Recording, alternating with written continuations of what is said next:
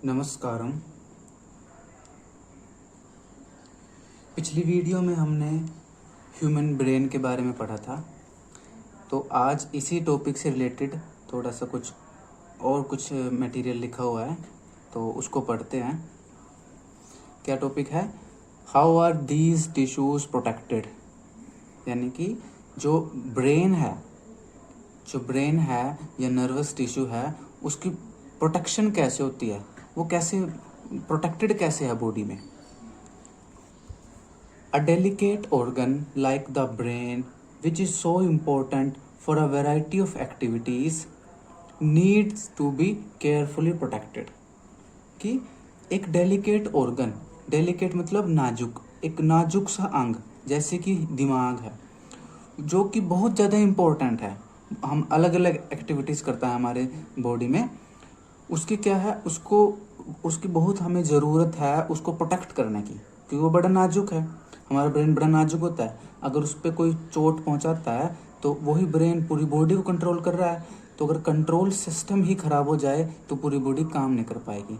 जैसे आपने देखा होगा कई बार कोई एक्सीडेंट हो जाता है जिसमें सिर पे चोट अगर लग जाती है तो इंसान बेहोश हो जाता है या कोमा में चला जाता है या बॉडी पैरालाइज हो जाती है। इसीलिए ट्रैफिक में बोलते हैं कि हमें हेलमेट डालना चाहिए, ताकि अगर हम सड़क पर गिरें तो हमारे हाथ पैर में चोट लगे, लेकिन अगर हमारे दिमाग में चोट लगे तो वो ज़्यादा खतरनाक है। हाथ पैर की चोट लगने से सिर्फ हाथ या पैर ही अफेक्टेड होता है, लेकिन अगर दिमाग पे चोट लग जाए तो पूरा बॉडी अफेक्टेड हो जाती है। इसलिए दिमाग को प्रोटेक्ट करने की बहुत ज़रूरत है। For this the body is designed so that the brain sits inside a bony box. इसीलिए ब्रेन को प्रोटेक्ट करने के लिए बॉडी को नेचर ने इस तरह से डिज़ाइन किया है कि जो हमारा ब्रेन है वो किस में होता है, एक बोनी बॉक्स में। बोनी मतलब हड्डियों से बना हुआ, बॉक्स मतलब एक डिब्बा। तो हमारा ब्रेन कहाँ है? हड्डियों के बने हुए एक बॉक्स में है। वो बॉक्स क्या होता है? उसको बोलते हैं खोपड़ी, या बोलते हैं इंग्लिश में स्कल। तो हमारे स्कल में, हमारे खोपड़ी में ब्रेन जो है हड्डियों के नीचे प्रोटेक्टेड होता है। तो हमारा जो स्कल होता है उसके अलग अलग बोन्स होती हैं। Inside the box, the brain is contained in a fluid-filled balloon which provides further shock absorption. अब हमारे ब्रेन के अंदर, हमारे जो स्कल है, खोपड़ी है, स्कल के जो बोन्स हैं उसके अंदर हमारा ब्रेन होता है, लेकिन ब्रेन और स्कल के बीच में ना एक फ्लूइड भरा होता है। वो फ्लूइड हमें शॉक से बचाता है। कैसे? मान लो ये स्कल की हड्डियां हैं, ठीक है, और ये मान लो ब्रेन है, तो स्कल और ब्रेन के बीच में क्या है? एक फ्लूइड भरा होता है। जो फ्लूइड क्या करता है, अगर सर पे कोई चोट मारे ना तो बोन्स प्रेशर लगाती है ब्रेन की तरफ, लेकिन उस प्रेशर को वो फ्लूइड एब्जॉर्ब कर लेता है। इसलिए हमारे दिमाग के ऊपर और स्कल के नीचे, हड्डियों के बीच में और दिमाग के ऊपर एक फ्लूइड होता है, जो फ्लूइड ब्रेन को शॉक से बचाता है। If you run your hand down the middle of your back, you will feel a hard bumpy structure. कहता है कि अगर आप अपनी कमर पर बीचों बीच, बैक पर, कमर पर बीचों बीच आप अपना हाथ फेरो ना, तो आपको एक बम्पी स्ट्रक्चर, यानी एक उभरा हुआ, एक बाहर की तरफ नुकीला उभरा हुआ स्ट्रक्चर मिलता है। आप अपनी कमर के बीचों बीच पीछे हाथ फेर के देखो तो आपको एक उभरा हुआ लाइन सी, लंबी लंबी लाइन सी मिलेगी कमर पर। वो क्या है? This is the vertebral column और backbone which protects the spinal cord. वो क्या होती है कमर के बीचों बीच? वो बैकबोन होती है, जिसको बोलते हैं रीढ़ की हड्डी। इंग्लिश में कहते हैं बैकबोन या फिर वर्टिब्रल कॉलम। कि हमारे की रीढ़ की हड्डी हमारे कमर में पीछे की तरफ होती है, और उस रीढ़ की हड्डी के अंदर क्या होता है? Spinal cord.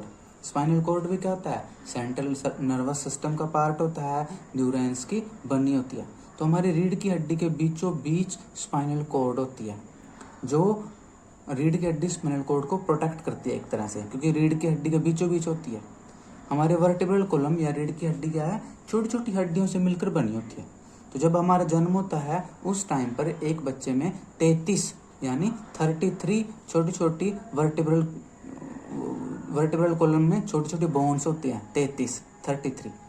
बाद में वो फ्यूज कर जाती हैं तो उनका नंबर कम हो जाता है। बाद में हम अडल्ट में 24 या 26 कहते हैं, हम कहते हैं, क्योंकि बाद में हम मानते हैं कि कुछ बोन्स फ्यूज कर जाती हैं वर्टिब्रल कॉलम की, लेकिन बचपन में वो 33 होती हैं, 33। How does the nervous tissue cause action, कि हमारा नर्वस टिश्यू, हमारा ब्रेन एक्शन कैसे लेता है। काफ़ी कुछ चीज़ें हम पढ़ चुके हैं, थोड़ा सा यहाँ भी लिखा हुआ है। So far we have been talking about nervous tissue, अब तक हम ये पढ़ रहे थे कि नर्वस टिश्यू क्या होता है, and how it collects information, कैसे नर्वस टिश्यू इंफॉर्मेशन लेता है, हमने ये पढ़ा। Sends it around the body, कैसे नर्वस टिश्यू इंफॉर्मेशन को पूरी बॉडी में फैलाता है। प्रोसेसेस इंफॉर्मेशन, नर्वस सिस्टम कैसे इंफॉर्मेशन प्रोसेस करता है, ब्रेन में कैसे वो इंटरप्रेट करता है। Makes decisions based on information, हमने देखा कैसे ब्रेन डिसीजन लेता है, कैसे रिफ्लेक्स एक्शन होती है। And conveys decisions to muscles for action, हमने देखा कि ब्रेन कैसे मसल पे ऑर्डर पास करता है और मसल फिर एक्शन लेती हैं। ये सब हम पढ़ चुके हैं। In other words, when the action और movement is to be performed, muscle tissue will do the final job, कि जब कोई एक्शन या रिएक्शन होना होता है या कोई मूवमेंट होनी होती है तो सबसे आखिरी काम कौन करता है, मसल करता है।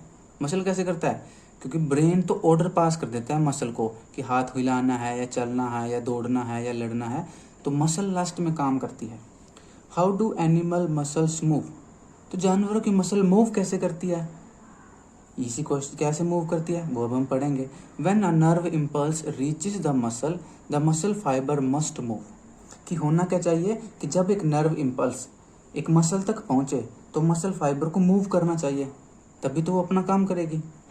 How does a muscle cell move, अब मसल सेल मूव कैसे करती है, कैसे मूव करती है, मसल सेल्स अपनी शेप चेंज कर लेती है। अभी मैं आगे पढ़ने से पहले अगर आपको बताऊं, मसल सेल्स के अंदर प्रोटीन होते हैं, वो प्रोटीन अपनी शेप चेंज कर लेते हैं, जिसकी वजह से मसल सेल की शेप चेंज हो जाती है। अब मसल सेल्स अपनी शेप चेंज कर लेती हैं तो मसल्स इसकी हेल्प से एक्शन लेती हैं। कैसे, the simplest notion of movement at the cellular level is that muscle cells will move by changing their shape so that they shorten, कि मसल सेल्स कैसे मूव करती हैं, वो अपनी शेप चेंज कर लेती हैं, वो छोटी हो जाती हैं या लंबी हो जाती हैं।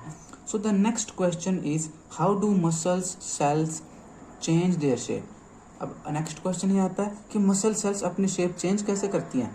वही मैंने बताया क्या, कि मसल्स के अंदर प्रोटीन होते हैं, वो प्रोटीन अपनी शेप चेंज कर लेते हैं, जिसकी हेल्प से मसल्स सेल अपनी शेप चेंज करती है।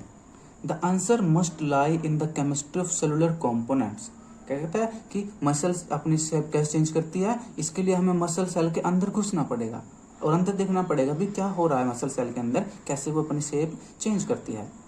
Muscle cells have special proteins that change both their shape and their arrangement in the cell in response to nervous electrical impulses, कि मसल सेल्स के अंदर कुछ प्रोटीन होते हैं जो कि अपनी शेप चेंज कर लेते हैं। कब चेंज करते हैं, जब उन पे कोई नर्वस सिग्नल आता है ना। और वो कौन से प्रोटीन होते हैं, तो मैं आपको बता दूं, वैसे कई टाइप के प्रोटीन होते हैं, लेकिन मेनली कौन से प्रोटीन होते हैं, एक्टिन एंड मायोसिन। ध्यान रखना, मसल सेल के अंदर कौन से प्रोटीन हैं जो अपनी शेप चेंज करते हैं, actin protein and myosin protein. When this happens, new arrangements of these proteins give the muscle cells a shorter form, जिसकी वजह से क्या होता है, वो एक्टिन और मायोसिन जो है अपनी शेप चेंज कर लेते हैं, जिसकी वजह से मसल सेल्स की भी शेप चेंज हो जाती है, मसल सेल्स छोटी हो जाती हैं फिर नॉर्मल हो जाती हैं। कैसे, मान लो ऐसे एक्टिन और मायोसिन ये एक दूसरे में से धंस जाते हैं, जैसे मसल सेल्स छोटी हो जाती है, उसके बाद ये फिर नॉर्मल हो जाते हैं, फिर मसल सेल्स इलोंगेटेड हो जाती है, ये फिर एक्टिन मायोसिन फिर ऐसे एक दूसरे से मूव कर जाते हैं, मसल सेल शॉर्ट हो जाती है, एक्टिन मायोसिन फिर मूव करते हैं, मसल सेल्स फिर इलोंगेटेड हो जाती है। तो ऐसे एक्टिन मायोसिन ऐसे मूव करते हैं, जिसकी वजह से मसल सेल्स जो है अपनी शेप चेंज कर लेती है और एक्शन कर पाती है। Remember when we talked about muscle tissue in class 9, there were different kinds of muscles, कि याद कीजिए जब हमने 9th क्लास में मसल पढ़ा था, आपको याद होगा 9th बायोलॉजी में एक चैप्टर है टिश्यू। टिश्यू के अंदर हम प्लांट के टिश्यू पढ़ते हैं और एनिमल के टिश्यू पढ़ते हैं। एनिमल टिश्यू में हम मसल्स को पढ़ते हैं, तो याद कीजिए जैसे कि such as voluntary muscles and involuntary muscles, कि हमने 9th क्लास में वॉलंटरी मसल पढ़ी थी एंड इनवॉलंटरी मसल पढ़ी थी। याद कीजिए वो क्या मसल थी। Based on what we have discussed so far, what do you think the differences between these would be, कि जो भी अब तक हमने पढ़ा है नर्वस सिस्टम के बारे में या थोड़ा सा मसल के बारे में, तो सोचिए वॉलंटरी मसल और इनवॉलंटरी मसल क्या होती है। क्या होती हैं? अभी मैंने पिछली वीडियो में पढ़ा था वॉलंटरी एक्शन के बारे में। वॉलंटरी एक्शन क्या होते हैं? वो एक्शन जो हमारी ब्रेन के, हमारी बॉडी के कंट्रोल में होते हैं, जैसे कि हाथ हिलाना, मुक्का मारना, रोटी खाना, टांगे चलना, बैठना, ये सब हमारे कंट्रोल में है, वॉलंटरी एक्शन। और इनवॉलंटरी एक्शन जो हमारे कंट्रोल में नहीं होते, जैसे हमारी आंखों के बीच में आइरिस की मूवमेंट है, वो हमारे कंट्रोल में नहीं होती। जैसे हमारा स्टमक गुड़गुड़ करता है, वो हमारे कंट्रोल में नहीं होता, ठीक है। जैसे हमारा दिल धड़कता है, वो हमारे कंट्रोल में नहीं होता, उसको बोलते हैं इनवॉलंटरी एक्शन। तो वहीं से ये वर्ड है इनवॉलंटरी एक्शन और वॉलंटरी एक्शन। तो जो वॉलंटरी एक्शन जो कराती है मसल, उनको बोलते हैं वॉलंटरी मसल। वो मसल जो वॉलंटरी एक्शन कराती हैं, यानी कि वो मसल जिनकी मूवमेंट हमारे कंट्रोल में होती है, उनको कहते हैं वॉलंटरी मसल। अब किन मसल की मूवमेंट कंट्रोल में होती है? हमारे लिम्स की। लिम्स मतलब फोर लिम यानी 2 हाथ हमारे, और हाइंड लिम यानी 2 हमारी टांगे। तो हाथों की और हमारे टांगों की जो मसल है वो हमारे कंट्रोल में होती है, इसलिए हम हाथों से अपनी मर्जी से काम करवा सकते हैं, टांगों से अपनी मर्जी से चल सकते हैं। तो ये जो टांगों में और हाथों में जो मसल पाई जाती है, जिसको हम कंट्रोल कर सकते हैं, इसको बोलते हैं वॉलंटरी मसल। लेकिन इनवॉलंटरी मसल क्या? जो इनवॉलंटरी एक्शन करवाती है, यानी वो मसल जो हमारे कंट्रोल में नहीं होती, जैसे कि हमारे हार्ट की मसल, हमारे दिल की मसल। दिल अपनी मर्जी से हार्ट बीट करता रहता है, धड़कता रहता है, हम उसको कंट्रोल नहीं कर सकते। और हमारे दिल के अंदर भी मसल होती है, ठीक है। तो जो दिल के अंदर जो मसल है, यानी हार्ट जो मसल है, वो किसका एग्जाम्पल है? इनवॉलंटरी मसल का। मैं एक बार फिर बता दूं, वॉलंटरी मसल का एग्जाम्पल है हमारी ये लिम्स में जो मसल्स हैं, हाथों में और टांगों में जो मसल्स हैं। और इनवॉलंटरी मसल जो हमारे हार्ट में मसल है। हार्ट के मसल का एक और नाम होता है कार्डियक मसल भी कहते हैं उसको, CARDIAC, कार्डियक मसल्स हार्ट में जो होती हैं, ये इनवॉलंटरी मसल होती हैं। इसके अलावा हमारी जो एलिमेंट्री कैनाल है, हमारी जो इंटेस्टाइन है, हमारा जो स्टमक है, हमारी जो ओइसोफेगस है, इसमें जो मसल्स होती है ना, वो भी क्या है, हमारे कंट्रोल में नहीं होती। तो जब हमारा फूड जाता है ना, तो ये मसल्स अपनी मर्जी से मूवमेंट करती हैं, पेरिस्टाल्टिक मूवमेंट करती हैं। आपने कभी महसूस किया होगा, आपका पेट कई बार गुड़ गुड़ करता है, हिलता रहता है पेट अंदर ही अंदर, तो वो भी आपके कंट्रोल में नहीं होता। तो जो एलिमेंट्री कैनाल में जो मसल होती है, या गट में जो मसल होती हैं, वो भी इनवॉलंटरी मसल होती हैं, और उनको स्मूथ मसल भी कहते हैं, और वो इनवॉलंटरी मसल होती हैं। तो आया समझ में? तो ये थोड़ा सा नर्वस सिस्टम के रिलेटेड ही यहाँ पर लिखा हुआ था। अच्छा, ये जो प्रोटीन है ना, एक्टिन प्रोटीन, मायोसिन प्रोटीन, जो आपने अभी मैंने पढ़ाया है, मसल्स में एक्टिन प्रोटीन, मायोसिन प्रोटीन होते हैं, इनके बारे में डिटेल में आप 11th क्लास में पढ़ोगे, ठीक है। इसके अलावा अगर आप कुछ और मुझसे पूछना चाहते हो तो आप कमेंट करके बता सकते हो, मैं कोशिश करूँगा उस टॉपिक पर भी वीडियो बनाने की, ठीक है। नमस्कारम, मिलते हैं अगली वीडियो में।